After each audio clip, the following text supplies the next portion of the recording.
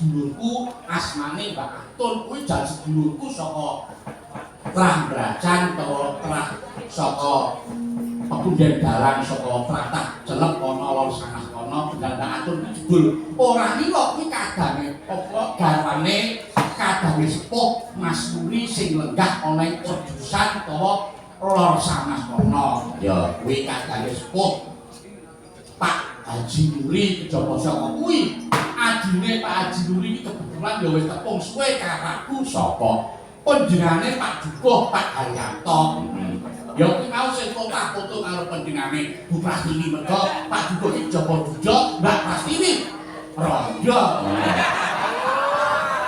ya kalau foto aku iki sing dadi panunan untuk mau ki Pak Haryanto sesuk Pak Dalang sulinya aku lali lho. Sesuk Prastini nonton to, sesuk sore iki nonton to. Iki sing digawe iki jane Pak Nuri apa Pak Haryanto. Ayo, iki ya padha wae yo. Yo kabeh sedulur. Nyatane ya padha sengkut berkut, padha bandol rompo, padha guyub rukun sak sedulur padha makumpul, padha rawuh, padha kondur menyang dalem kene utawa sing adantos saka Bengkulu ya rawuh. Iki mau sing saka Jember ya pareng rawuh. Lah tunggale panjenengane Pak Haji Nuri iki manut dawuh sing tak tampa tunggale iki ana 9. Oh ana 9 sing wis kapundhut nek ora kleru loro jongkok panjenengane Pak Nuri dalah keluarga besar tanpa panjenengan kabagas parasan meneh. Tak ambali maneh, heeh. Tancap paringan kabagas karasan sehat walafiat padha tutup nggone momong para putra layang lan tancap pinaringan rancak nggone padha mangkane satemah mulo metu sepuh mati kekel iki ujube caos pamripun muga dadi barokah sakabehe ya ayo sini iki mingkari caos pamripun adate mesake bintang tamu orang sakit bintang tamu nek nek mesake bintang tamu iki pira wae kok panjenengan yo pensiunan polisi nek pancen panjenengan yo orang sakit bintang tamu mergo iki panjenengane dalah keluarga Pak Nuri kuwi mesake rasikan kula iki mesake lakon Kresna Gah pancen yo mesake lakon sing rasik dasare sakiwa temen kene kuwi biyen kuwi wayangan kuwi Suwardi Pakde Timbul. Kok kowe iso muni Pakde mergo ya aku ora ngetok-ngetok Pakde Timbul ki nek karo almarhum bapakku iki ketemune iki ya nak nderek iki kaya putrane almarhum Ki Suparman Ki Sena terus putrane Ki Supardi Ki Catur Bane kae ketemune Nasana upama meneh kaya putrane Pak Nuri karo putrane Pak Haryanto ketemune ya Nasana. Oh ngono. Ki wonten kene biyen iki aku yo nate melu sowan biyen sing sok ngatos Suwardi Pak Timbul. Terus durung suwe biyen yo sing ngato Pak Sena Suwardi biyen yo ning daerah kene yo kulino. Dilarang awak dhewe kok ketiban sampur nang kene wis bulan bali. Heeh, wingi ning lapangan dalaran tak kira wis ping 7. Heeh, sesuk yo ning daerah lor kono mergo awak dhewe iki nang kene yo duwe den wis kulino ni bali awak dhewe. Heeh, sapa? Mantan Camate Galur sapa Pak Laknono kuwi layangan ping 4 ning Kecamatan Galur ning bareng ganti penewu dadi camat 11 rong taun layangan. Mengkak ning kene ya duwe dulur seniman sapa Mas Ngadilan iki ya. Makayane ya ning Kecamatan Galur kono. Saiki uga disepuyung karo dulurku sepuh sapa? Ha sing kagungan panggung iki sapa? Pak Nyai Dul Makam. Iya, kok kowe tepung. Ayo yen wis tau nyraya njaluk tulung sambatan karo aku jaman ngrabeke putrane iki sing diparingi mayang apa sing didhawuhi mayang yo aku. Wong lakone njaluk bangun taman karo kanca ki Pak Ngadilan nyarke karo kanca Radi iki piye. Biyen iki setelah panjenengane Pak Nyai Dul Makam mergo daleme kuwi dul makan. Ya, tak atur gimana ya, Nduk? Heeh. Kejaba Pak Haryanto ajune Pak Nuri wis tepung apik karo aku. Nek jebul ora ngira. Jebul keluarga besar Bapak Haji Nuri, Pak Haryanto kuwi jebul isih naksana karo panjenengane mantan lurahku Pak Nuri. Pak Uli kuwi putrane almarhum Kyai Haji Cipto Dajung utawa ingkang katelah Mbah Cipto ya terus ninggali ning Surabaya. Iki lek ninggali wis suwe kok. Kapan? Udah ora wis setengah tahun kebukur moko ditantang kula wasis kalian. Aku tak kiyak-kiyak tekane ndoto mumet dhewe. Ya, ning alhamdulillah kabeh wis iso kasil. Ya, matur nuwun kabeh wis diaturake.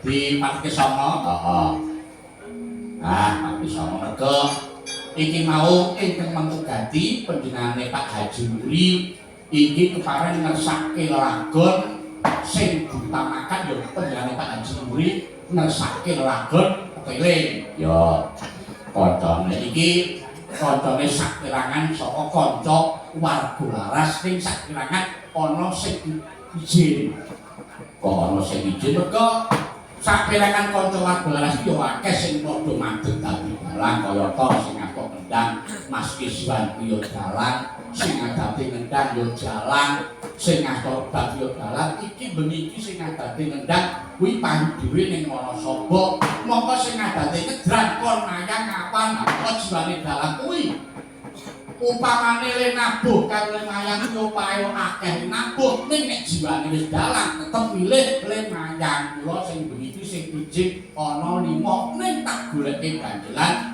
sing ijin 5 le golek ganjelan itu dadi aku mbok yo ora kena ditikani seragame sing beda-beda kuwi genah nek ganjelan ning yo aja semangat kok ganjelan kae wis cekok merantasi yo diaturake sindene ana pira sindene iki biasanya aku sowan nggawa 5 iki tak gawake 6 sapa sing pojok dhewe sing pojok dhewe kae kok jalur gunung piye mergo biasane pojok dhewe iki wis dadi ikon yen warga laras wis dhewe Bupratiwi oh iki beda sing pojok dhewe kae panjenengan Mbak Ayu Purwolestari garwane Mas Kiswan kok lenggah ning pinggir dhewe nego sikile lagi menyok. Dengkule lagi ora iso ditekuk. Mergo iki sawetara lagi kena kecelakaan ditabrak karo bocah. Dilalah sing kena kok dengkule ora iso ditekuk. Dadi kae kemudian karo slonjor wingi di akar aku Pak pripun pamit kula bincang menika tetep bagi suwan wonten dalem Pak Muri ning kula ning nyindeng slonjor niku tetep mangkat wis. Pancen iku lara kok ora pamit yo. Mesti makan kok golek entuk kok ya. Ayo, aja makan. Piye-piye ya tetep kudu makan. Sing penting iki arep dengkule iki lagi sakit tak sing penting le dandang sing tetep ketok ayu. Suarane ya tetep panggah apik. Ora ngadeg ora apa-apa, Mas. Ngono kuwi ora kudu ngadeg karo Indonesia iso kok. Sapa kuwi kendane Pak Ayu Purwolestari yo kok gendang mari mergo nek dengkulmu lara terus ki terus ora iso nikah apa yo nikah linggo kuwi nek njen ki ya terus jejare Mbak Ayu kuwi iki sing do ditangani karo kiai-kiai Pak aku yo gumune Bupratiwi iki nek papan do dikenali to kalau panjenengan Pak Haji Muri iki nenggawe nang Bengkulu ya panjenengane ya tepung karo Bupratiwi. Apa kuwi panjenengane Bupratiwi sinden 3 jaman. Kok 3 jaman ya wiwit kondange Swadi Ki Hadi kita panjenengane wis dereke lumuntur nang putrane Ki Hadi. Apa ki wis Hadi kita ya nek aku pas rai kono ana jatah rono. Dhisik kono melu kono, dhisik aku melu aku. Dhisik Kiswan melu Kiswan. Ya pokoke dite sing dhisik ngono pasti ya. Terus jajare iki saka Semoyo Berbah Sriman Ibu Wahyu Krisnawati Sarjana Seni. Ya, terus jajare meneh saka Minggir Sriman Ibu Neti Sulandari Sarjana Seni. Terus jajare meneh saka Tlatah Ngambah Mulya dadi bapakipun panjenengane Ibu Saraswati. Terus sing mepet karo aku saka Piyungan Batul Ibu Oliza Widyasari Sarjana Seni. Ya. Wah, jan ora kewan kanca-kanca bisa diperoleh.